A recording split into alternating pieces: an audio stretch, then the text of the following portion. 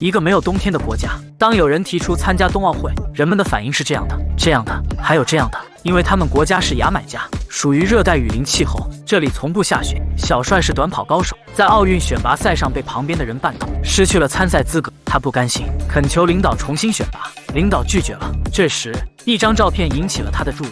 领导说，那是漂亮国雪橇奥运冠军，目前就在这里定居。小帅突然脑洞大开，决定参加前所未有的雪橇比赛。他问领导，如果组建雪橇队，是不是就可以参加冬奥会的选拔？领导为了安慰他，就跟他说不用选拔，可以直接参加。谁知小帅当真了，立即找到好友小便，并且说服小便跟他组队。由于他们谁也不会雪橇，于是找到雪橇冠军胖哥。经过他们俩软磨硬泡，死缠烂打，胖哥终于答应当他们教练。但一支雪橇队是4个人的集体项目，现在还缺2人。在队员招募会上，招来了和小帅在选拔上一起摔倒的2人。光头想参加奥运会，一战成名离开这里，而小付从小到大所有的事都是父亲安排好的，他想要独立。就这样，牙买加第一支雪橇队终于组建成功。接着又出现新的问题，全国上下一具雪橇都没有，也没有冰面，他们该如何训练呢？一个从来没参加过冬奥会的国家，牙买加历史上第一支雪橇队请来了冬奥冠军当教练。因为牙买加没有冰面，教练特意在上面加了4个轮子，他们只能在草地上训练。为了训练队员的抗寒力，教练对他们进行外服内用，先吃冰棒，接着挨个关进冰柜里。因为雪橇赛场的温度只有零下25度，而他们国家平均温度是27度。要通过冬奥的预选赛，他们必须在6秒内完成起点推跑。但雪橇足足有300公斤，刚开始队员们的训练那叫一个惨。经过一次次翻车，一次次的磨合后，他们终于成功了。不过也发生意外，为了躲避山羊，最终把警车给撞了。教练高兴跑来告诉他们，这次成绩合格了。教练立马来到体育局申请参赛经费，可领导一听立马翻脸，因为他当初为了安慰小帅才那么说，真的去参加冬奥会那是去出丑。现在经费没着落，于是他们开始筹集经费。小便在街上卖艺赚钱，光头跟人掰手腕赚钱，小帅在街上摆摊，只要1块钱就能亲他一下，这让旁边的小便非常羡慕。这样折腾了几天，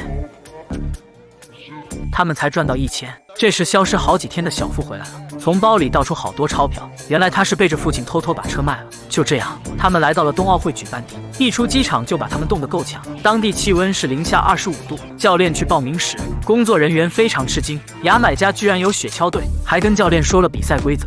预选赛时要在1分2秒内完成行程，才有参赛资格。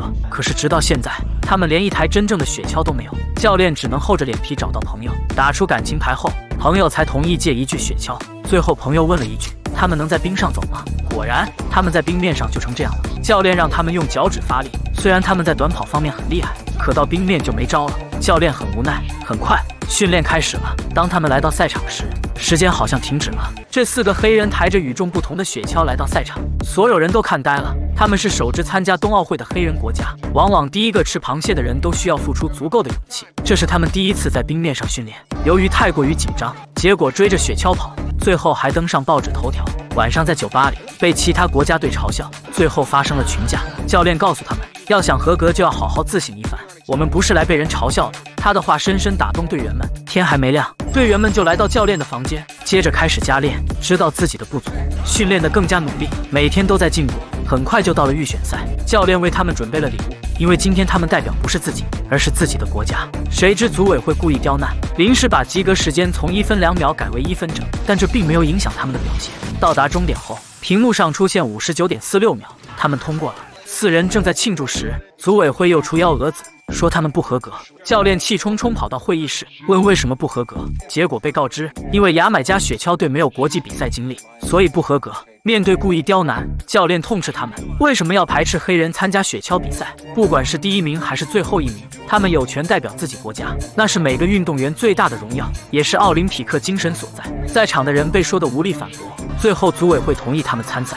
与此同时，他们冲进冬奥会的消息传回国，人们都期待他们的表现。第一次参赛的他们压力是前所未有的，紧张的情绪让他们在第1天比赛就失误不断，不仅没有在起跑线上顺利上翘，方向也失去了控制，最后碰碰撞撞的到达终点。教练说，你们就是太紧张，技术都已经掌握，现在是心态问题，要克服这个困难，因为这一点谁也帮不了。